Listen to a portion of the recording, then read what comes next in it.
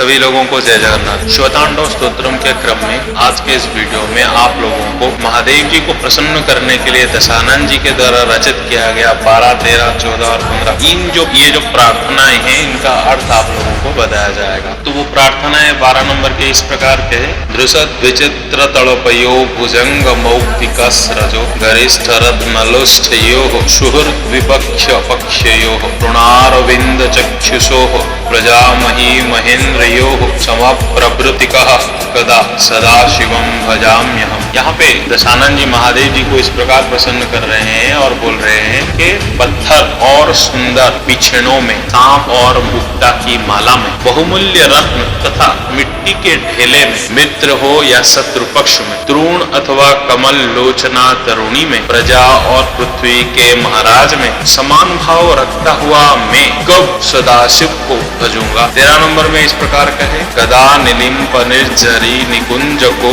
डरे वसन विमुक्त दुर्मति सदा शिरः स्तमंजलिम बहर विलोल लोल लोचनोल लाम भाल लग्नकः शिवेति मंत्र मुच्चरन कदा सुखी भवाम्यहम्। यहाँ पे रावण जी इस प्रकार से महादेव जी को प्रसन्न कर रहे हैं और बोल रहे हैं कि सुंदर ललाट वाले भगवान चंद्रशेखर में दत्त चित्त हो अपने कुविचारों को त्याग कर गंगा जी के तटवर्ती निकुंज के भीतर रहता हुआ सिर पर हाथ जोड़ तबड़बाई हुई विह्वल आंखों से शिव मंत्र का उच्चारण करता हुआ मैं कब सुखी होऊंगा। 14 में इस प्रकार से वो प्रार्थना किए हैं, इमं हि नित्यमेव मुक्तमुत्तमोत्तमं स्तवं पठन् स्मरन् ब्रुवन् नरो विशुद्धिमेति संततम् हरे गुरौ सुभक्तिमा सुजाति नन्यथा गतिं विमोहनं हि देहिनां सुशंकरस्य चिंतनम्। यहाँ पे वो इस प्रकार से प्रार्थना कर रहे हैं कि जो मनुष्य इस प्रकार से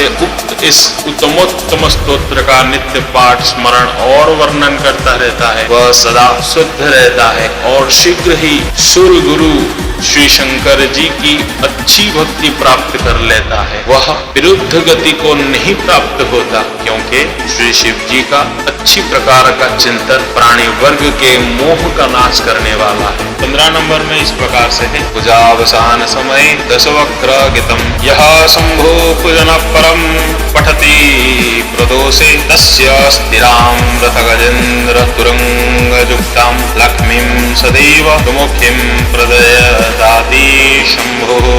इसका अर्थ इस प्रकार से है कि सायंकाल में पूजा समाप्त होने पर रावण के गाए हुए इस शंभो पूजन संबंधी स्तोत्र का जो पाठ करता है भगवान शंकर उस मनुष्यों को रथ हाथी घोड़ों से युक्त सदा स्थिर रहने वाली अनुकूल संपत्ति देते हैं। यदि श्री रावण कृतम शिवतांडव स्तोत्र संपूर्ण। इस प्रकार श्री रावण कृत शिवतांडव स्तोत्र संपूर्ण हुआ। तो इस शिवतांडव स्तोत्र में पहले से लेकर 15 तक जितनी प्रार्थनाएं महादेव जी को प्रसन्न करने के लिए दशानन जी किए हैं, अगर हम भी रोजाना इसी प्रकार महादेव जी को प्रसन्न करने के लिए शिवतांडव स्तोत्र महादेव जी के सम्मुख बैठ के सायंकाल के समय सब प्रकार से प्रार्थना वर्तना करके इस शिवतांडव स्तोत्र को पढ़ते हैं तो हमें भी महादेव जी की भक्ति प्राप्त होगी और हमें भी इस संसार में सुख संपत्तियां भी प्राप्त होंगे। मतलब इसका अर्थ इस प्रकार से ही शिवतांडव स्तोत्रम में दिया गया है। अगले वीडियो में हम शिवतांडव स्तोत्रम के हमने जितने भी क्रम में जितने भी सारे हम अर्थ के स्वरूप में आप लोगों को समझाए हुए हैं इन सभी अर्थ का एक सारांश लेके आप लोगों को बता दें। जय जगन्नाथ।